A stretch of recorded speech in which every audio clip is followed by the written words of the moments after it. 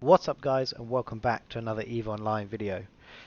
Today I just want to talk about hopefully what might be not so well known changes in PI in the Viridian expansion. So as you'll all be aware, the Viridian expansion came out recently with some much heralded changes. I'm sure you'll all have seen videos and blog posts and all that on the new Tech 2 Dreadnoughts, the Lancers, along with a whole host of other things. But what you might not have noticed is changes to some of the areas of industry and also in specifically areas of PI and what the implications are. So I just wanted to talk about that today in a very quick video.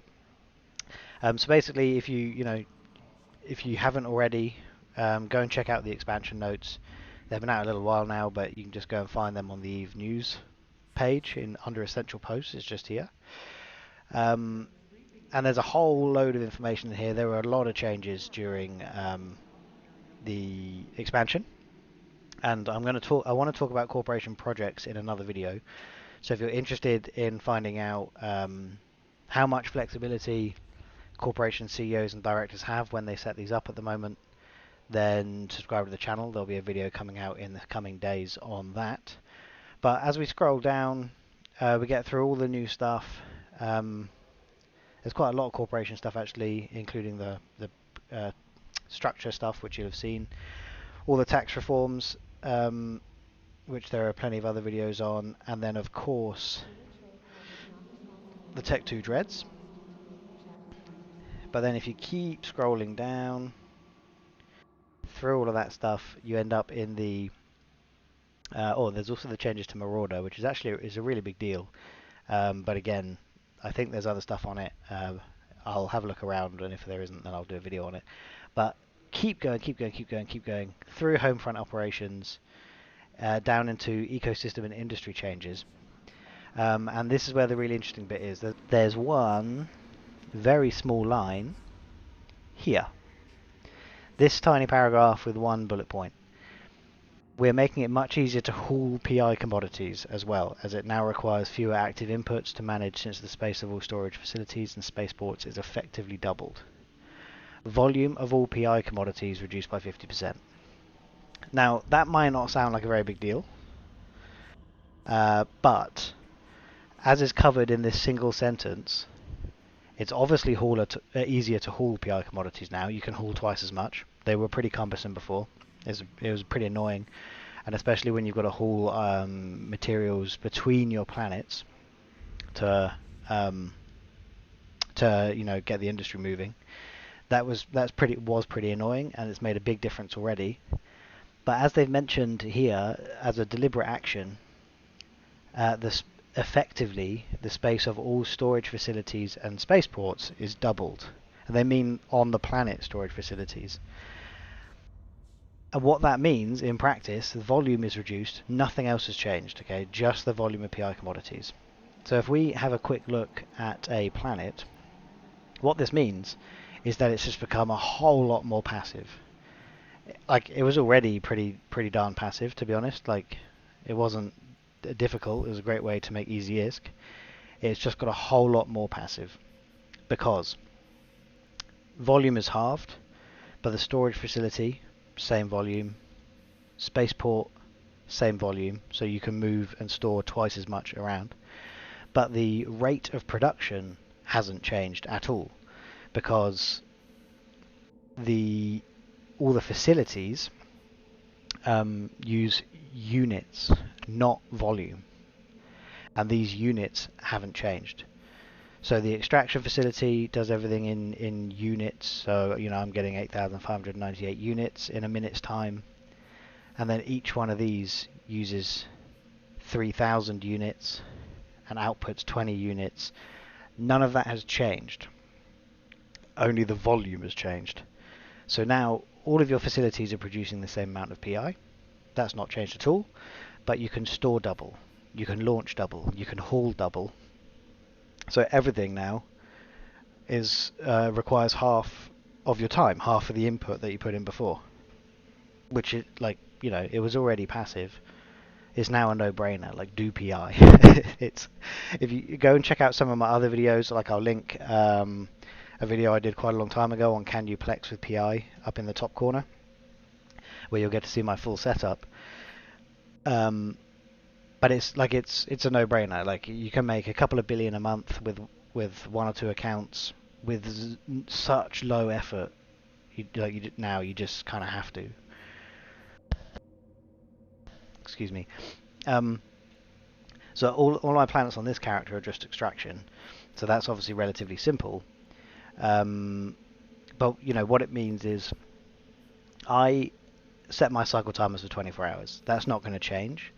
And so every 24 hours, if I want to stay on top of my PI, I log in once a day and just reset all my planets, which just involves stop, start, submit, and then move on. And for all of I've got 6 characters doing PI. It takes me honestly no more than 5 or 6 minutes to go and reset all my planets. So I do that once a day if I can be bothered. And now then it used to take maybe 6 days-ish for my planets to fill up so that I had to go and pick up the materials. For otherwise, like, my planets were full. Once every 6 days if I stayed on top of it. So let's call it once a week. That's now once every 2 weeks I need to go and do something. So I do 6 minutes a day updating my planets, and then once every 2 weeks I spend 30 minutes going and pick up my stuff. Like, what? That's ridiculous. And if I just real quick log in my other account, doesn't matter that you could see my names there, I don't think. If I log in Zake, who is my main PI person, where is Zake? It also has an impact on your tier 3, tier 4 planets as well. Excuse me. Come on, hurry up. Connecting. So if we log in Zake, previously you could only fit in the setup I use at the moment, and there are of course different setups you could use that may or may not be more efficient. I don't know, I'm not going to comment. But basically I rely on launch facilities as my storage facilities and my production planets. So if I look at one of my simple production planets, I rely on 3 launch pads to store all my stuff. And previously, to go from T1 to T4 on one planet, each launch pad could only hold enough to do 48 hours of production, because that's how many materials it required to do it all. That's also changed. That's gone from 48 hours to 96 hours. So I can now do once every 4 days go and stock this planet up, go and stock any of these planets up, and that takes me at most 15 minutes. At most, probably quite a lot less. So 6 minutes every day now.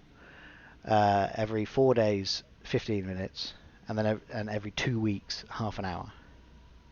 And that's it to make a couple of billion a month. It's crazy. It's a no-brainer. And when I was talking to my corp mate about this, who's a PI fiend, he's got over 100 planets, and can make in the order of 7 to 8 billion a month. He was saying, you suffer, and we all do, doesn't really matter how big your PI setup is, you suffer a little bit from PI burnout. You just really can't be bothered sometimes to log in and do it. That's now going to happen way less frequently, so it's become more passive, but as a result, because you're going to not really suffer from burnout and you're going to bother logging in and doing stuff, you're going to make more money from it. So I've rambled on a bit more than I intended to, as is often the case with my videos, but I just wanted to mention that PI is now even more passive, so much more worthwhile. You've got to do it. Check out a video of mine on how on what your setup can look like if you're brand new to PI. I'll put another link here, and how to get set up with a T1 extraction planet.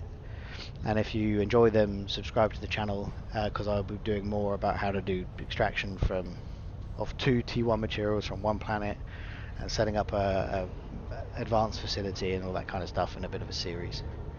But yeah, so just want to draw your attention to that, guys. Thanks very much for watching, and I hope to see you all in the next one. Cheers.